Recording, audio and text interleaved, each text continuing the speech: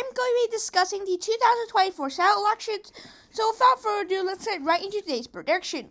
Now, starting with the Democratic states, I'm going to label the safe states. The states of California, Hawaii, New York, Massachusetts, Connecticut, Rhode Island, and the state of Maryland, and the state of Delaware. So that does give the Democrats a total of 8 seats. We don't really know how 2022 is likely going to shape up. We do know approximately how it's going to shape up, but we just don't know exactly. So I'm going to leave basically the Democrat and Republican numbers blank to start with 0. Now for Republicans, Utah, Wyoming, Nebraska, the state of North Dakota, the state of Missouri, the state of Tennessee, the state of Mississippi, the state of Indiana, and the state of West Virginia. So all of these states will be safe for the Republicans.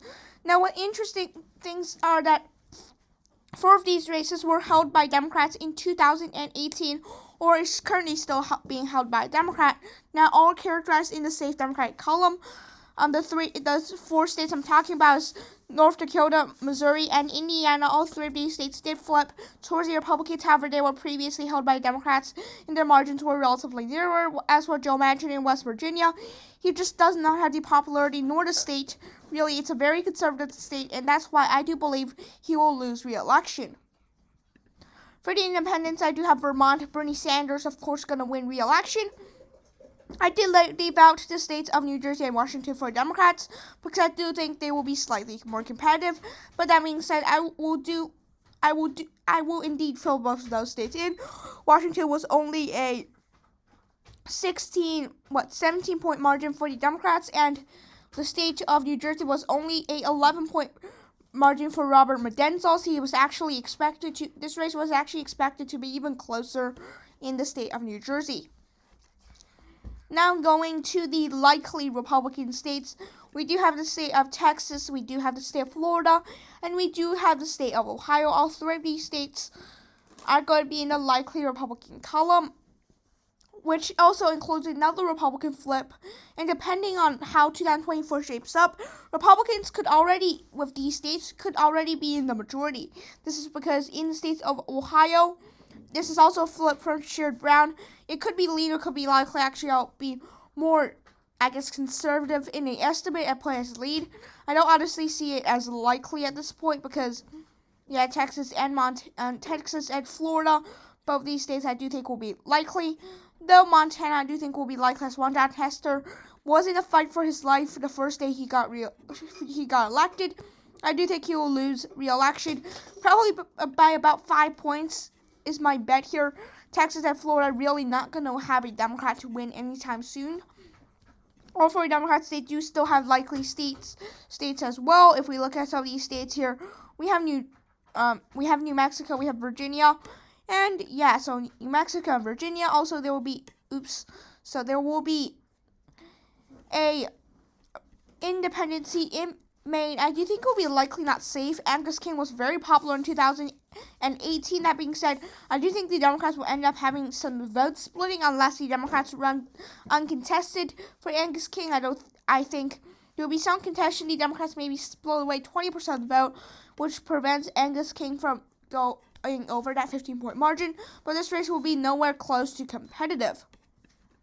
Now we finally have a few states remaining.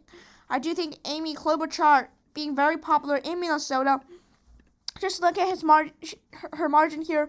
This is these counties were basically Trump counties. However, he did very well in the state, and Amy Klobuchar going to easily win re-election. We still have the Rust Belt 3 states, of course, and we also have the states of Nevada and Arizona. Those 5 states I do think will be the most contested. Ohio as well, probably going to be pretty contested, but just less, because Ohio is a pretty solid Republican state at this point. So now I'm going to fill in the lean states for both parties. I will start with the state of Arizona here. I do give the state to the Republicans. I think Kyrsten Sinema not going to energize any Democrats, and Republicans are simply not going to switch party lines and cross-party lines and vote for Kyrsten Sinema.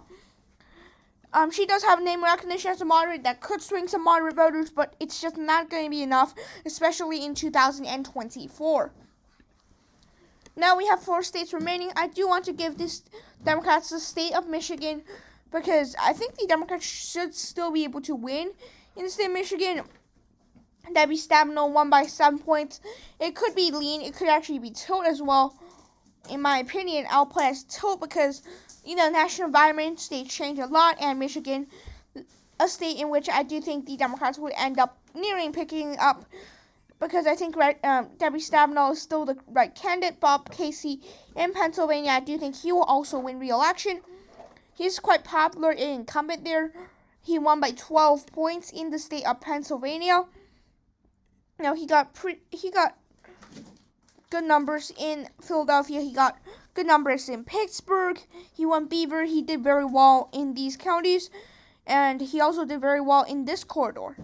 So yeah, he will, in my opinion, win re-election, although pretty narrowly. For the state of Nevada, I do still tilt that towards the Republicans. I think the Democrats have the wrong year at this point. I think the Democrats are going to lose this race. Jackie Roser over Dean Hillard by 5 points, so it was a pretty significant margin for a Democrat, especially unseating an incumbent. That being said, I just feel that Jackie Rosen is not in a good year for the Democrats. As for Wisconsin, this will be a very close race. Tammy Baldwin did win by 11 points, but it was 2018. Considering everything, I do give that towards the Democrats again. Just like my last prediction, I did end up tilting it towards the Democrats. I do remain with that characterization. The Democrats will be able to retain the state of Wisconsin. What Republicans need is, of course, they will run it up in these counties. They will win probably most of these counties. They should be able to win Oxford. They should be able to win Outgaming County and Green Bay, of course. But it will just not be enough. Again, they will win Kenosha. They will win Racine.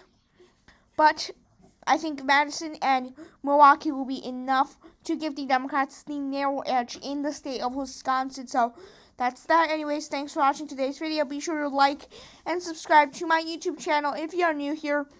And yeah, check out my Twitter. I will link that in the pinned comments. Thanks for watching. Have a nice day. Bye.